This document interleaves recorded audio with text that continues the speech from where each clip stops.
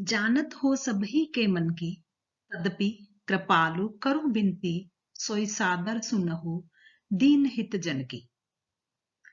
तुलसीदास जी की यह जानी पहचानी पंक्तियां हैं उनके द्वारा रचित गीतावली से।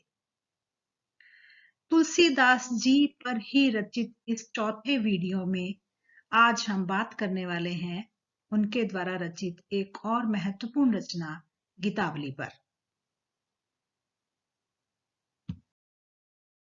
गीतावली का पुराना नाम पदावली रामायण था। जिस प्रकार विनय पत्रिका का प्रारंभिक नाम भी भिन्न था। गीतावली और विनय पत्रिका दोनों के प्रारंभिक नाम भिन्न थे। रामकथा संबंधी गीतों का नाम पदावली रामायण था और आत्मनिवेदन संबंधी संग्रह का नाम राम गीतावली था। बाद में पदावली रामायण को गीतावली कहा गया और राम गीतावली को विनय पत्रिका का नाम दिया गया। रचना काल को लेकर भी बहुत मतभेद है। बहुत से विद्वान भिन्न भिन्न रचना काल मानते हैं। 1628 संवत से 1660 संवत तक इसका रचना काल माना जाता है। बाबू गुलाब राय ने तो 1627 संवत इसका रचना काल बताया है। और गीतावली में कवितावली की ही तरह 7 कांड या अध्याय हैं और 382 पद है। और गीतावली की क्या विशेषताएं हैं, आइए देखते हैं। अब हम एक नजर डाल लेते हैं गीतावली की विषय वस्तु पर, उसकी विषय वस्तु की योजना पर। जैसा कि हमने बात की है, 7 कांड 7 अध्याय में बटी हुई है। ये बालकांड से प्रारंभ होता है। बालकांड में श्री राम जो है उनके जन्म से लेकर कथा प्रारंभ होती है। राम जन्म की बधाई है, उनके प्रति लाड प्यार है, विश्वामित्र के साथ फिर राम लक्ष्मण का गमन है, अहिल्या के उद्धार का प्रसंग है, जनकपुर में गमन है, पुष्प वाटिका में सीताराम के परस्पर दर्शन का प्रसंग है, धनुष भंग है, विवाह और फिर बारात की वापसी तक का जो घटनाक्रम है वो बालकांड के अंदर है। इसी तरह से अयोध्या कांड भी वही कथा है लगभग बिल्कुल। और पूरी हम जानते हैं तुलसीदास जी ने पूरा कथा जो है वो प्रत्येक रचना उनकी राम कथा पर केंद्रित है। यहाँ भी अयोध्या कांड में उन्होंने वही सब प्रसंग लिए हैं। राज्याभिषेक की तैयारी से प्रारंभ होता है, कैकई का वर मांगना, राम का वन गमन, वन मार्ग की कथा है, चित्रकूट की वेदना है, राजा दशरथ की मृत्यु का प्रसंग भी वहां है, भरत का आगमन है ननिहाल से और फिर राम और भरत के मिलन की कथा है। इस तरह से अयोध्या कांड जो है वह आगे बढ़ता है। उसी तरह अरण्य कांड, किष्किंधा कांड, सुंदर कांड, लंका कांड और उत्तर कांड है। उत्तर कांड में एक चीज जो है वो नई है कि इसमें सीता वनवास व लव कुश कथा को भी शामिल किया है तुलसीदास जी ने।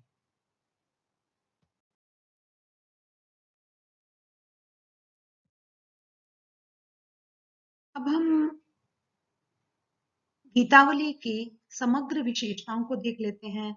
अपने आप में बहुत ही निराली और अनूठी रचना है क्योंकि ये गीति काव्य है, प्रगीत काव्य है।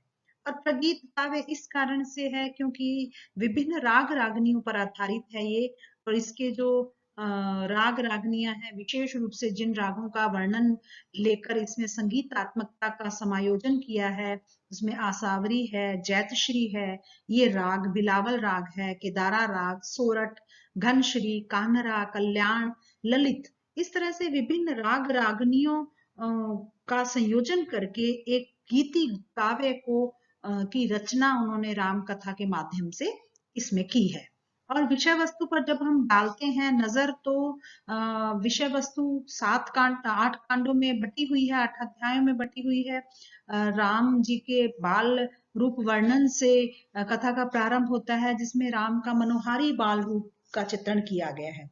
और विद्वानों का ये मानना भी है कि इसमें जो राम के बाल रूप का वर्णन है वो सूरदास जी के बाल वर्णन, श्री कृष्ण के बाल वर्णन को देखकर ही तुलसीदास जी ने किया था। और राम के मनोहारी जो बाल रूप है इसलिए उसमें काफी साम्य हमें मिलता है सूरदास जी द्वारा श्री कृष्ण के बाल रूप वर्णन के साथ। इसके साथ ही वो आगे जब उनके युवा होते हैं, जब वो बड़े होते हैं, तो राम के गरिमापूर्ण जो व्यक्तित्व है उसका वर्णन किया है, ईश्वरीय व्यक्तित्व की उन्होंने अभिव्यक्ति की है।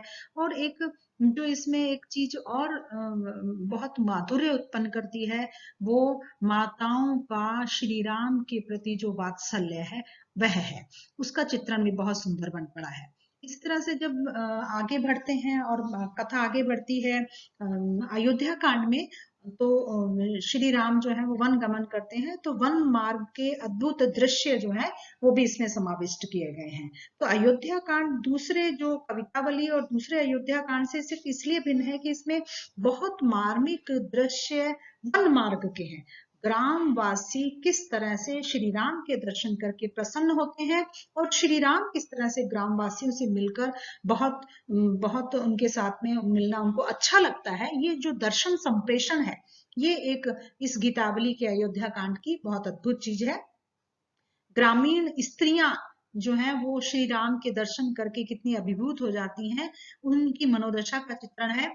और ये अयोध्या कांड जब आगे बढ़ता है, उसकी कथा आगे बढ़ती है, तो दशरथ की मृत्यु का भी वहां चित्रण है, कौशल्या विलाप का चित्रण है, और चित्रकूट की वेदना का भी वहां चित्रण किया गया है।